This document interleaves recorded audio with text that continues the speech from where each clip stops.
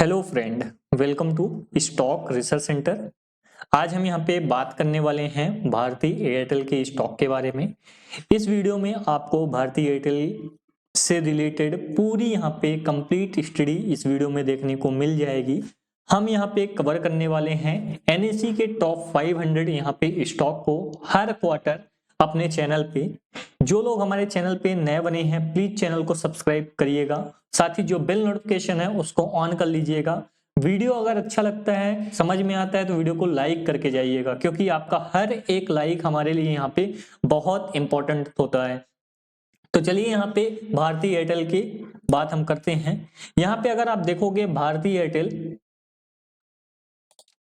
का जो stock price है करीबन 1110 रुपए के आसपास यहाँ पे ट्रेड हो रहा है। ये देख सकते हो भारती एयरटेल, इसका जो स्टॉक प्राइस है 1110 रुपए के आसपास ट्रेड हो रहा है। करेंटली यहाँ पे 1.4% के आसपास आज गिरावट देखने को मिली है। मार्केट कैप अगर आप देखोगे तो मार्केट कैप 6,52,000 करोड़ के आसपास है।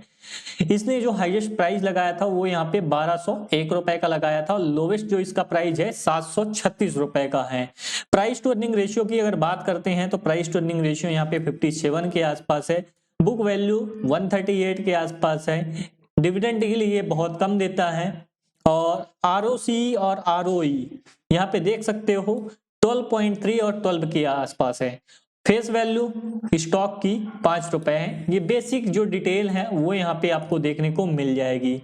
भारती एयरटेल बहुत दिनों से यहाँ पे चला नहीं था और मतलब पिछले 2 साल में ऐसा दौड़ा है कुछ कहने को नहीं। अगर हम 5 साल का चार्ट लगाते हैं या हिस्ट्री का चार्ट लगा देते हैं तो पहले उतना ज्यादा खास परफॉर्मेंस नहीं दे रहा था, बट अगर आप लास्ट मतलब 5 ईयर में देखोगे तो जब कोविड के टाइम था उस टाइम पे स्टॉक प्राइस कितना गया था 400 रुपए।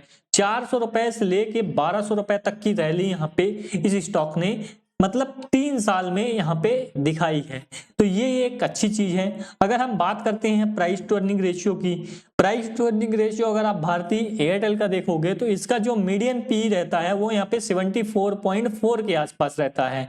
10 साल का अगर प्राइस टू अर्निंग रेशियो यहाँ पे देखोगे तो 56.8 के आसपास रहता है, जिसपे यहाँ पे अभी भारती एयरटेल ट्रेड भी हो रहा है 57.2 के आसपास। तो अपने मीडियन 10 साल के मीडियन पी के आसपास ही है। यहाँ पे बहुत ज्यादा यहाँ पे ना कॉस्टली है यहाँ पे, ना ही यहाँ पे बहुत ज्यादा सस्ता है। तो इस चीज को यहाँ पे आपको ध्यान देना चाहिए। सेक्टर में यहाँ पे इसके जो पीयर्स हैं वो यहाँ पे कौन कौन से हैं। पीयर्स में अगर आप देखोगे तो भारती एयरटेल है, वोडाफोन है, यहाँ पे टाटा कम्युनिकेशन है, जियो भी है यहाँ पे, बट यहाँ पे जियो का जो शेयर है वो यहाँ पे लिस्टेड नहीं है। इस कारण से यहाँ पे पीयर्स में आपको जियो देखने को नहीं मिलेगा। मार्केट कैप यहाँ पे 6,52,000 करोड़ के आसपास पहुंच गया है। अच्छा खासा यहाँ पे भारती एयरटेल का मार्केट कैप है। अगर हम यहाँ पे बात करें प्रॉफिट और लॉस की, क्वार्टरली रिजल्ट की, तो क्वार्टरली रिजल्ट में अगर आप देखोगे इनकी जो सेल्स है वो यहाँ पे क्या हो रही है, कंटिन्यूअसली यहाँ पे इंक्रीज हो रही है। दूसरी बात, एक्सपेंसेस भी यहाँ पे इंक्रीज होंगे। ऐसा नहीं है कि यहाँ पे सेल्स ही बस इंक्रीज होगा, एक्सपेंसेस भी इंक्रीज होंगे। ऑपरेटिंग प्रॉफिट अगर आप देखोगे तो ऑपरेटिंग प्रॉफिट यहाँ पे जो भारती एयरटेल का है वो यहाँ पे 19,815 करोड़ के आसपास हो गया है, जबकि लास्ट क्वार्टर में यहाँ पे 19,514 करोड़ के आसपास था। और सेम मतलब यहाँ पे लास्ट ईयर के सेम क्वार्टर में अगर आप देखोगे तो 18,085 करोड़ के आसपास यहाँ पे ऑपरेटिंग प्रॉफिट था। अदर इनकम की बात की जाए तो अदर इनकम भी यहाँ पे देख सकते हो 1013 करोड़ यहाँ पे इस क्वार्टर यहाँ पे भारती एयरटेल को यहाँ पे इनकम देखने को मिला है। अदर इनकम में डिप्रिसिएशन भी यहाँ पे इनका जबरदस्त रहता है। ये देख सकते हो 10,000 करोड़ का यहाँ पे डिप्रिसिएशन है।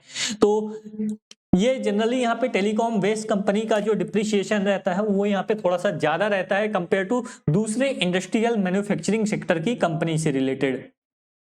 अगर बात करें यहाँ पे भारती एयरटेल ने टैक्स कितना पे किया है, अगर इनका यहाँ पे एवरेज टैक्स पे आउट देखोगे तो 30 से यहाँ पे 35% के आसपास रहता है। तो यहाँ पे कंपनी ने 30% के आसपास यहाँ पे टैक्स पे किया है। उसके बाद यहाँ पे इनका जो नेट प्रॉफिट आया है वो यहाँ पे देख सकते हो, नेट प्रॉफिट आया है 2,876 करोड़। लास्ट क्वार्टर यहाँ पे 2,093 करोड़ के आसपास प्रॉफिट था। और दिसंबर 2022 में जो प्रॉफिट था 2614 करोड़। तो यहाँ पे ईयर ऑन ईयर भी यहाँ पे प्रॉफिट में जंप देखने को मिला है और क्वार्टर ऑन क्वार्टर बेसिस पे भी यहाँ पे जंप देखने को मिला है। बट हमको नहीं लगता कि यहाँ पे भारतीय एयरटेल इससे ज्यादा यहाँ पे बहुत ज्यादा मूवमेंट स्टॉक प्राइस में यहाँ पे देखने को मिलेगा। सबका यहाँ पे एनालिसिस, सबका गणित अलग अलग होता है, इसीलिए मैं बोलता हूँ किसी भी स्टॉक में आपको निवेश करना है तो अपने फाइनेंशियल एडवाइजर से कंसल्ट करें। और जो ये वीडियो है आपको सिखाने के पर्पज से बनाई जा रही है, ना कि यहाँ पे कोई इन्वेस्टमेंट कराने के पर्पज से, तो उस चीज को यहाँ पे आपको समझना चाहिए।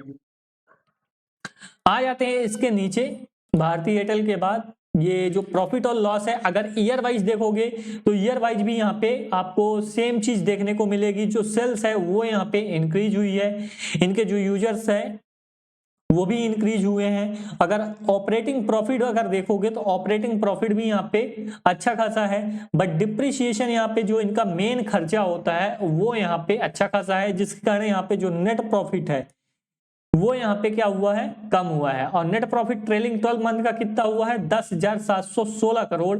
और मार्च 2023 जो ईयर एंड हुआ था फाइनेंशियल ईयर, उसमें यहाँ पे इनका जो प्रॉफिट था तो 12,287 करोड़। तो यहाँ पे ट्रेलिंग 12 मंथ का यहाँ पे जो प्रॉफिट है वो यहाँ पे कम हुआ है। अब यहाँ पे जो नेक्स्ट रिजल्ट आने वाला है उससे पता चलेगा कि इनका जो प्रॉफिट है ट्रेलिंग 12 मंथ का वो यहाँ पे फाइनेंशियल ईयर क्लोज होने पे कितना आता है, उस चीज से भी यहाँ पे कंपेयर किया जा सकता है। तो अभी तो यहाँ पे ईयर वाइज यहाँ पे जो नेट प्रॉफिट है वो यहाँ पे आपको कम देखने को मिलेगा। अब इसके बाद आ जाते हैं बैलेंस शीट। बैलेंस शीट में इनका जो रिजर्व है वो यहाँ पे क्या हो रहा है, कंटिन्यूअसली क्या इंक्रीज हो रहा है। एक टाइम था 2020 जहां पे रिजर्व 74,000 करोड़ के आसपास पहुंच गया था, उसके बाद 2021 में क्या हुआ, रिजर्व डाउन हुआ। और एक चीज और देख सकते हो, मार्च 2016 के बाद इनका जो रिजर्व है वो यहाँ पे कांस्टेंट हो गया था, क्योंकि यहाँ पे इनकी जो ग्रोथ हो रही थी वो ग्रोथ हो नहीं पाई थी, किसके वजह से, जियो की वजह से। तो इस चीज को भी यहाँ पे देख सकते हो। कैपिटल वर्क इन प्रोसेस में अच्छा खासा यहाँ पे पैसा फंसा हुआ है था इनका, 49,000 करोड़ के आसपास यहाँ पे इनका कैपिटल वर्क इन प्रोसेस में पैसा फंसा हुआ था। अभी यहाँ पे 13,948 करोड़ के आसपास इनका कैपिटल वर्क इन प्रोसेस में पैसा फंसा हुआ है। अब यहाँ पे नीचे आ जाते हैं, इसके नीचे share holding pattern. Share holding pattern में अगर आप देखोगे, प्रमोटर के पास जो माल पड़ा हुआ है वो यहाँ पे 54-55% के आसपास माल पड़ा हुआ है। FII के पास जो माल पड़ा हुआ है वो 22-23% यहाँ पे माल पड़ा हुआ है। DII के पास जो माल पड़ा हुआ है वो भी यहाँ पे 20% के आसपास माल पड़ा हुआ है। और पब्लिक के पास जो 5% था वो भी यहाँ पे पब्लिक से छीन लिया गया बड़े प्लेयर के द्वारा। तो ये चीजें यहाँ पे मार्केट में होती रहती हैं, तो इसको यहाँ पे आपको ध्यान देना है। और मतलब एक स्टॉक में मैक्सिमम जो परसेंटेज है एलोकेशन आप करते हैं वो यहाँ पे 5% से ज्यादा नहीं होना चाहिए। आपका जो कैपिटल है उससे 5% से यहाँ पे ज्यादा नहीं होना चाहिए। और अगर कोई यहाँ पे स्टॉक ज्यादा ही अच्छा लग जाता है, जैसे कि यहाँ पे HDFC बैंक है, जियो फाइनेंशियल सर्विस है, तो इस पे मैक्सिमम एलोकेशन अगर आप करना चाहो तो यहाँ पे 10% कर सकते हो। इससे आपका जो पोर्टफोलियो होगा वो यहाँ पे डाइवर्सिफाई होगा और आपका जो पोर्टफोलियो होगा वेल मैनेज होगा। कभी भी ये उतार चढ़ाव अगर मार्केट में आती है तो आपका पोर्टफोलियो हिलेगा नहीं बहुत ज्यादा। तो इस चीज को यहाँ पे आपको ध्यान जरूर देना चाहिए। वीडियो अच्छा लगे तो वीडियो को लाइक जरूर करना है, चैनल पे नए बने चैनल को सब्सक्राइब करना है, साथ ही जो बेल नोटिफिकेशन है उसको ऑन कर लेना है। मिलते हैं हम नेक्स्ट वीडियो में।